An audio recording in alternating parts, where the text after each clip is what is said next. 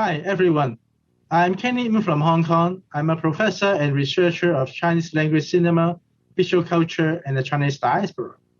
In 2019, I went to the New York State Archives in Albany to look at records of early Cantonese films from the 1930s to the 1950s.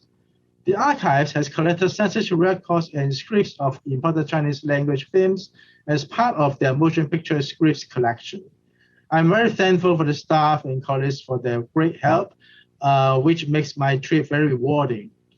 And this article is based on my trip and my research on the censorship records of more than 100 files of Chinese language films collected in the New York State Archives. My project is to dig up visual and historical materials of particularly Cantonese cinema, a very significant stylist cinema, having a history of its own with world-famous Hong Kong cinema in the golden period of the 1980s. My project, though, has been mapping the transnational flow, production, and exhibition of Cantonese cinema between Hong Kong, southern China, Singapore, Taiwan, and North America in the Chinatowns. Early Hong Kong cinema had very significant American connection in terms of cultural exchange and commercial screening. Early Cantonese films also hugely drew on Western and Hollywood inspirations. In the mid-20th century, Chinese moviegoers flocked to the theaters throughout the US, in San Francisco, Los Angeles, Boston, Washington, D.C., Philadelphia, and New York's Chinatowns. And these Chinatown audiences, mostly Cantonese-speaking and lower working-class bachelors, they were nostalgic for their homeland, and they went to the theaters to consume popular romances and martial arts dramas. The mother tongue in Cantonese talkies became a bridge to connect them from the new land to the old country. Let me share my PowerPoint with you and some of the images I found from the archive. Okay, so the date was the days they came to New York. It was not the date of the production or screening back in their homeland. So we saw the film The Ghost House and Slaying Dragon by Supernatural. The next one will be a martial arts film. So the martial arts, the fantastic, and the ghost movies, they were the favorites of Chinese audience, especially Cantonese moviegoers. We'll see here a spy movie, Spy Ring, that came to New York in 1951. It was a response to the Sino-Japanese War back in the 1940s. And we can tell from the image of this sexually alluring woman that besides patriotism that this audience were also after, of course, the beautiful heroine and the romance within the spy plot.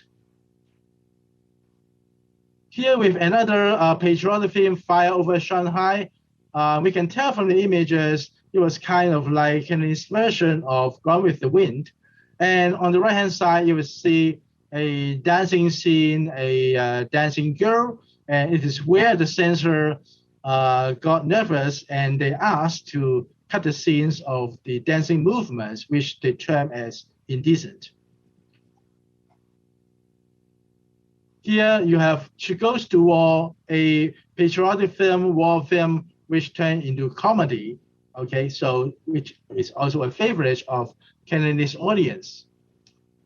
And lastly, I want to show you Song of Life, 1937, and I very, very excited to find a foreign American report on the movie, the Christian Science Monitor, which mentioned this film and compare it with the great Hollywood melodrama traditions, which I also mentioned in my article.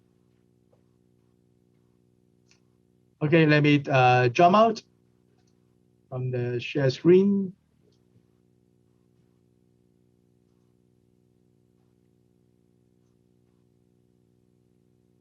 So I'm very excited to have this article published in the New York Archives magazine. The censorship record actually kept a lot of these old historical materials for us for researchers and for the general public to know about the history of early cinema. In my case, early Canadian cinema, especially about their overseas connections here in New York. I hope you enjoy my article here and also enjoy the New York Archives magazine. And this article and this magazine promotes not only the knowledge of the Canadian cinema and its overseas connection, but also New York's vibrant multi-ethnic culture with such a history of Chinese screening and popularity in its multi-ethnic Chinatowns. And in this case, we can also see the intimate link between New York and Hong Kong with one of Hong Kong's most treasured cinema and Cantonese movies. Thank you for your attention. I hope you enjoy my article and also enjoy the New York Archives magazine.